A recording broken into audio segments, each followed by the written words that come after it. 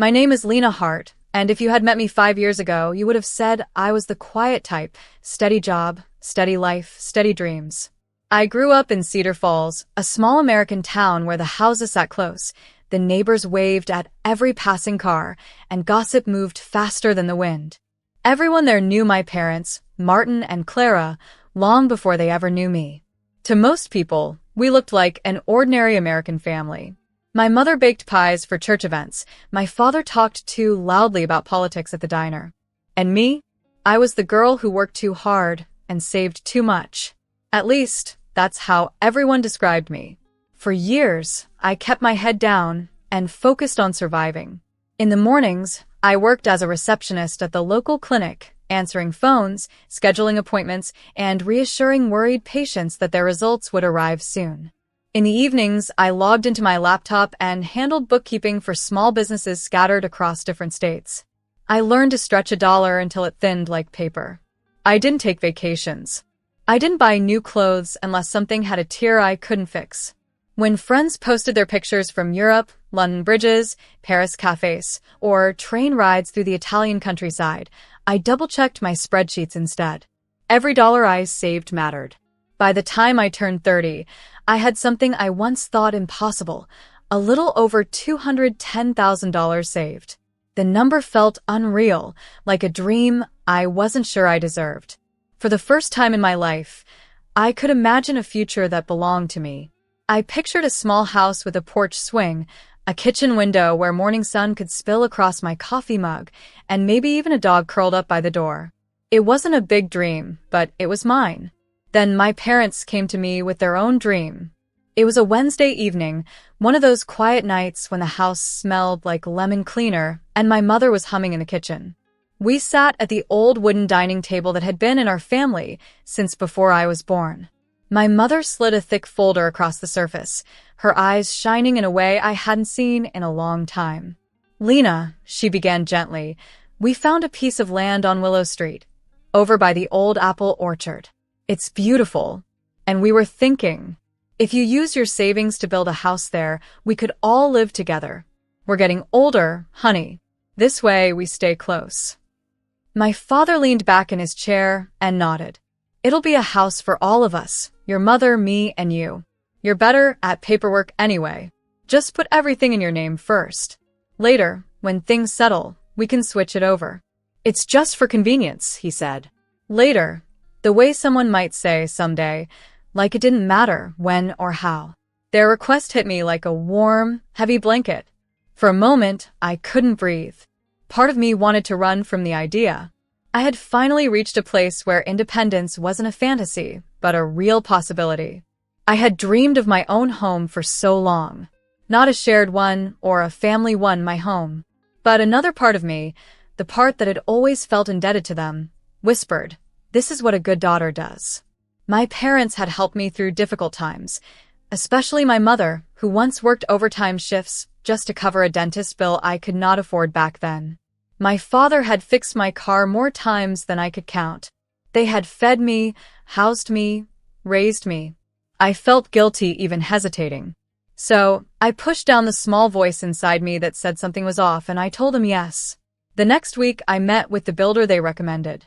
His name was Daniel Price, a calm, methodical man who spoke in short sentences and carried a clipboard everywhere.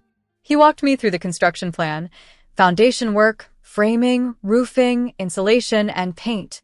The full build was estimated at $200,000, not including furniture or final touches. I nodded through the entire meeting, though the number made my chest tighten. When it came time to wire the first $50,000, my hands shook so violently I had to steady them on the counter. I stared at the banking screen, seeing half my savings disappear in one click. But then I remembered the smiles on my parents' faces, the excitement in my mother's voice, the proud way my father had told everyone at the diner that his daughter was building a house for the family. Their happiness made the fear easier to swallow. I told myself it was worth it. The land was technically theirs. They had bought the small plot years ago and never used it. The money was mine. And the contract, at their suggestion, went in my name. At the time, this felt like trust. Like we were a team. Partners. That's the word my father used when he handed me the pen to sign. I didn't see then that trust was not the same thing as ownership. Construction moved quickly. Every few days, I visited the site, watching beams rise from dirt, watching walls come together like pieces of a life I had imagined since childhood. The builder updated me regularly, and every change, every upgrade, bigger windows, wider dining room, improved garage, somehow became my responsibility to pay for. Still, I paid. Because I thought family meant helping without question. I thought love meant giving until it hurt. I thought loyalty meant silence. But the truth was growing quietly behind every new board, every fresh coat of paint. A truth I refused to acknowledge. I believed we were building a home together. My parents believed I was paying for theirs. I should have seen the signs, the way they talked about the future as though my place in it was optional, the way they referred to the house as theirs when talking to neighbors, the way they made decisions without asking me. I pushed every warning aside because I feared what it would mean to confront it. I feared hearing the truth out loud. But the truth was already forming, like a storm building in the distance. I didn't know it then, but this house, the one I broke myself to build, would become the center of the biggest fight of my life. I didn't know it would cost me more than money. It would cost me the version of myself that kept bending until I finally broke. And I certainly didn't know that what began as a family dream would end with 5 police officers standing outside my door, reminding my parents that the house they tried to claim had never legally been theirs. But that part comes later. This, right here, was where the cracks first appeared. Construction began in the warm stretch of early summer, when Willow Street smelled like fresh-cut grass, and every sunrise carried a hopeful glow. I remember the first day the workers arrived, trucks rumbling up the dirt path, men unloading planks of wood, metal beams, and tools that clattered against the ground with purpose. It felt like watching a dream take physical shape. My dream. Or, at least, that's what I believed in those early days. Every evening after work, I drove straight to the construction site. I would park across the road, step out onto the dusty ground, and just stand there, imagining rooms, hallways, and moments that hadn't happened yet. Daniel Price, the builder, always greeted me in the same calm way, clipboard in hand and sawdust clinging to his boots. "Frames in," he said one afternoon, nodding toward the half-formed skeleton of what would become the living room. "You're getting your money's worth, Lena." I smiled politely, though the words, "your money's worth," always hit me with mixed feelings. The house was in my name, under my payments, built with my savings. Yet every decision seemed to belong to my parents. The lines were already blurring, and I ignored the uneasy tug in my chest. I tried to choose simple designs. White walls, wide windows, and a gray roof, clean, bright, and modest. I never wanted anything grand, just a home that felt warm, airy, and peaceful. But every time I visited, my parents were there with new demands. "We should make the dining room bigger," my mother insisted one day, standing with her hands on her hips like she was leading the project. "Imagine holidays here. Thanksgiving dinners. Birthdays. We need more space for guests." "We don't have guests," I reminded her softly. "We will," she replied sharply. "This is our house too, Lena. We need to think ahead." Each time she said our, something inside me twisted. Then there was my father, who rarely contributed to conversations until he saw something he wanted. He stood near the foundation of what would have been a normal-sized garage, shaking his head in disapproval. "I want enough room for my old car," he told Daniel. "And space for tools." Daniel, who always stayed neutral, said, "That'll add about $7,000. My father turned to me, as if it never occurred to him that he should be the one paying. "You can manage that, can't you?" I nodded, even though inside, my stomach tightened into a knot. I added the amount mentally, then added it again, as if checking it twice would make it hurt less. The total build cost slowly climbed to $215,000, and every increase came from a choice that wasn't mine. Each night, I lay awake doing calculations that made my heart pound painfully. After paying for furniture, appliances, curtains, dishes, and a dozen small things a house needs, I would be left with maybe $5,000 in my account. Years of juggling 2 jobs, denying myself vacations, skipping dinners out with friends, and holding on to clothes long after they needed replacing. It all vanished into this house. But I kept telling myself it wasn't really gone. It had simply transformed into walls and beams and floors. Into a future. And when the house finally came together, it truly did look like something out of a little American dream. A 2-story white house with blue shutters, a porch with a sturdy wooden swing, and a narrow walkway that curved gracefully toward the road. When I saw the final paint drying in the morning light, I felt a wave of emotion rise in my chest, pride, exhaustion, fear, hope, all tangled together. We moved in on a bright Sunday morning. The sunlight hit the porch railings in just the right way, making them gleam like polished bone. My father carried a box labeled kitchen, laughing loudly as he walked through the doorway. My mother, of course, had already taken a dozen pictures before even setting foot inside. She posted them online with a caption, "Our new family home. So blessed." The word "our" flashed in my mind again, but I pushed it away. That first night, as I sat on the porch swing with my legs curled under me, I listened to the crickets and thought maybe, just maybe, I had done the right thing. Despite the cost, despite the discomfort, despite the quiet voice inside me that had been whispering warnings, I convinced myself that this was worth it. I had built a house. I had built something real, something permanent. But while I celebrated the moment, I didn't know the storm brewing behind closed doors. Because while I thought we were settling into our new lives, my parents were already working in the shadows. Months later, I would learn they had spoken to a lawyer in a nearby city called Pine Grove, telling him they wanted to arrange the house so that it would reflect their contributions. Except they hadn't contributed money, only opinions, demands, and expectations. They tried to start the ownership transfer process behind my back. They told the lawyer they were the rightful owners, and I was simply keeping the house in my name for temporary reasons. They even attempted to gather documents to support this story. But things did not go smoothly for them.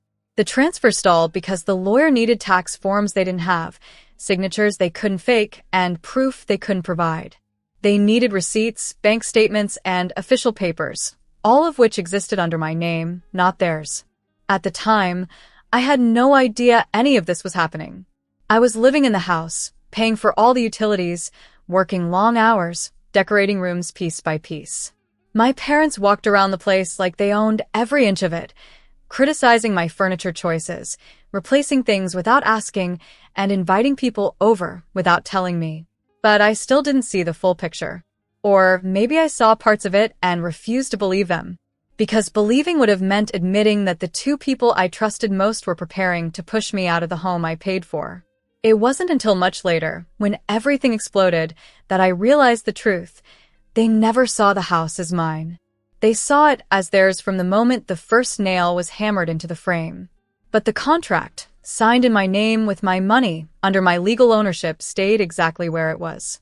That small detail, the one they thought they could fix later, would end up being the only reason I still had a home when everything fell apart. And without knowing it, the papers locked in my desk drawer had already begun saving me from the disaster my parents were quietly building behind my back. It happened on a Wednesday morning, one of those quiet, warm mornings in Cedar Falls where the sunlight slips softly through the kitchen window and nothing feels threatening.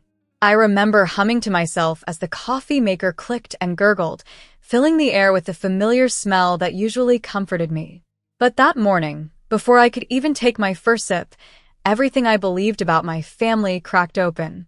My mother walked into the kitchen with a look I had never seen before, not the tight smile she used when she was annoyed, not the cold stare she used when she was disappointed. No, this was something sharper, almost like she'd made a final decision long before she ever spoke it out loud. She crossed her arms and planted her feet, like she was preparing for battle. "Lena," she said, her voice clipped and sharp. "We've talked about this. It's time you moved out." I blinked at her, stunned. "Move out of where?" I asked, forcing out a confused laugh. "My own house." I expected her to laugh with me, to break the tension and tell me she was joking or exaggerating. But before she could say another word, my father walked in behind her. He didn't laugh. He didn't smile. His face was cold and serious, as if he had rehearsed this moment. "This house is ours," he said, his tone heavy with authority. "We're your parents. We gave you everything. You built it for us, Lena. You're an adult now. You can rent a place in town. There's a small flat on Oak Street for $900 a month." We checked. The words hit me like someone had ripped the ground from beneath my feet. Suddenly, the air felt thinner.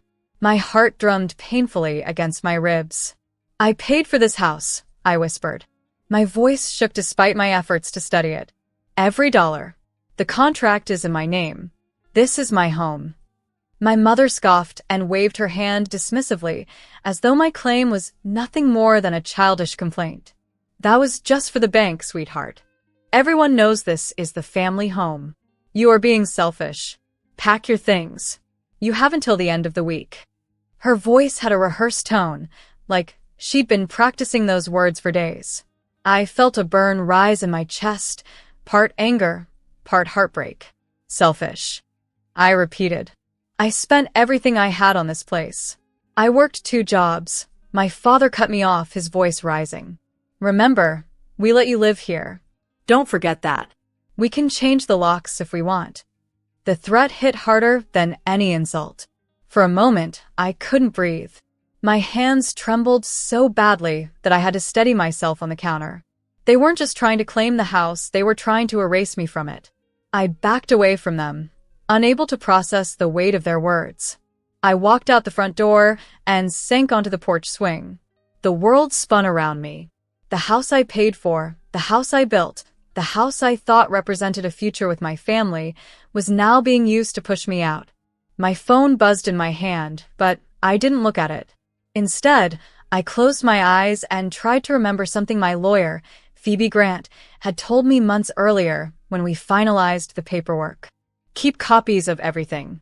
If anyone ever tries to claim your property, call me or call the police. This house is legally yours, Lena. Don't let anyone push you out." Her voice echoed in my head like a beacon cutting through fog. With shaking hands, I dialed 911. When the dispatcher answered, my voice trembled, but the words came out strong enough to be understood. "My name is Lena Hart. I own the house at 14 Willow Street. My parents are trying to force me out of my own home. The deed is in my name. I feel unsafe, and I need help." The dispatcher calmly asked for details, my name, the situation, and whether I had proof of ownership. I told her everything. I said the deed and the bank records were in a folder right by the door. "Officers are on their way," she said. It took 10 minutes. 10 minutes that felt like a lifetime. Then I saw the flashing lights, 2 police cars, and an SUV pulling up along the curb. 5 officers stepped out. Neighbors peeked through blinds and cracked open screen doors, drawn by the sudden commotion. The lead officer, a woman with dark hair pulled into a tight braid, approached me. Her name tag read Officer Maya Reyes. "Are you Lena?" she asked. "Yes," I said, standing up. "This is my house." Officer Reyes nodded. "Let's go inside and talk to your parents." My heart raced as we entered the house. My parents stood in the living room, looking shocked and offended, as though they were the ones betrayed. "What is all this?" my mother cried out. "We are her parents." Officer Reyes lifted a hand calmly. "Ma'am, we're here because there's a property dispute. We need to see proof of ownership." With shaking hands, I opened the folder on the hallway table. The deed lay at the top, crisp and official, with my full name, Lena Rose Hart. I showed them the contract, the payment receipts, everything. Officer Reyes studied each paper carefully, her expression tightening with every line she read. When she finally looked up, her voice carried the finality of a judge delivering a verdict. "Based on this documentation," she said firmly, "Miss Hart is the legal owner of this property. The 2 of you are guests here, not owners." My father's face turned a deep shade of red. "This is nonsense," he barked. "She built this for us." Another officer stepped forward. "Sir, the law cares about documents, not assumptions. You cannot force your daughter out of a property she legally owns." What happened next unfolded so quickly, I barely kept up. My father continued arguing, louder, more aggressively. When he tried to push past one of the officers, they ordered him to calm down. He didn't. He called the situation a joke and insisted the police were making a mistake. That was it. Officer Reyes instructed them to pack a few essential items. When my mother refused and shouted that she wasn't going anywhere, the officers began to remove their belongings, bags, boxes, small furniture, placing them carefully but firmly outside in the yard. I stood there, frozen, watching shirts, old photo albums, shoes, and my father's beloved armchair being carried past me. My mother shouted that I had ruined the family. My father muttered that I was ungrateful and heartless. But the deed sat on the hallway table behind me, like a shield I never realized I'd need. As the officers walked my parents outside, Officer Reyes turned to me and said in a quiet voice, "You did the right thing calling us. You're safe." For the first time in my life, the law stood on my side, even against the two people I thought would always protect me. And as the door closed behind them, I felt the weight of something breaking inside me, something old, something painful, something I had never dared face until that moment. The house felt impossibly quiet after the police left. Not peaceful, just hollow, like the walls were trying to understand what had happened. My parents had taken only what the officers insisted they take, some clothes, a few boxes, and whatever personal items they could gather in 10 tense minutes. I later heard they were living with a cousin in a nearby American city called Riverbend, paying $600 a month for a cramped apartment. But that day, all I could think about was the empty living room and the echo of their voices fading into silence. That night, I lay on the couch and stared at the ceiling for hours. I didn't feel victorious. I didn't feel proud. If anything, I felt like a person who had watched her entire past get carried out the front door. The memories, good and bad, were tangled together, and losing them all at once left a strange ache behind. But woven into that ache was something else, too, something quiet and unfamiliar. Space. Space to breathe. Space to think. Space that belonged only to me for the first time in my life. The next week, I called a locksmith named Greg Walters, a middle-aged man with kind eyes and a dusty toolbox. He replaced the locks in under half an hour, charging me $120. As he worked, he said gently, "You're doing the right thing. A house isn't just wood and walls. It's respect. It's boundaries." His words stayed with me long after he left, sinking in slowly, like rain into dry soil. When the house was finally secured, I walked through every room with careful steps, as though I was entering a place I hadn't seen before. In many ways, I was. The big dining room, something my mother had insisted on, felt too large now. The expanded garage, something my father had demanded, felt too empty. Even the porch swing, which I once imagined us enjoying together, seemed like a reminder of promises that had been twisted into expectations. All of it had been shaped by them, but paid for by me. Now, each room felt as though it was asking who it truly belonged to. The next day, I called my lawyer, Phoebe. She guided me through every detail, securing the deed, updating tax documents, and ensuring no one could contest ownership again. Every stamp, every signature, every confirmation brought me a little closer to reclaiming the life I nearly lost. When it was all complete, I printed a small copy of the deed, framed it, and hung it by the front door. At first, it felt silly. Who frames legal paperwork? But the longer it stayed there, the more it felt like a badge of survival. It wasn't just paper. It represented every late-night shift, every dollar saved, every part of myself I had sacrificed to build the life I deserved. Months went by before I saw my parents again. We met in a quiet cafe in a city called Lakewood, far enough from Cedar Falls that no one would gossip. My mother spoke first. "We didn't think you'd actually call the police," she said, stirring her tea with slow, shaky movements. I took a steady breath. "You didn't think I'd ever say no." My father stared at his coffee for a long moment before saying, "We thought you owed us." I nodded, not with agreement, but understanding of the root of everything. "I do owe you," I said softly. "And I've spent years thanking you, helping you, supporting you. But trying to force me out of a house I paid for, that wasn't love." That was control. The conversation lasted 2 hours. No shouting. No explosions. Just old wounds being acknowledged, some apologies that came too late, and the slow rebuilding of boundaries I had never been allowed to have before. I left knowing things would never return to what they had been. But maybe that was the point. When I returned home to Willow Street, the porch swing creaked as I sat down. The sun dipped behind the trees, casting soft orange light across the yard. I wrapped my hands around the chains of the swing and breathed deeply. For the first time, the house didn't feel heavy. It felt like mine. I started saving money again, not as fast as before, but enough to imagine a future. Maybe someday I would visit Europe, stay in a tiny hotel, and explore cities with old cobblestone streets. Maybe I would finally live a life that didn't revolve around pleasing anyone but myself. But even if that dream waited, I already had something better. I had a white house with blue shutters. A deed hanging by the front door with my name on it. A home built not just from money, but from the moment I finally chose myself. Whenever friends asked about the house, I told them the whole story. The $200,000, the police officers, the betrayal, and the decision that saved me. And every time I finished, I touched the doorframe gently and thought, this is my home. Not because I built it, but because I claimed my place in my own life at last.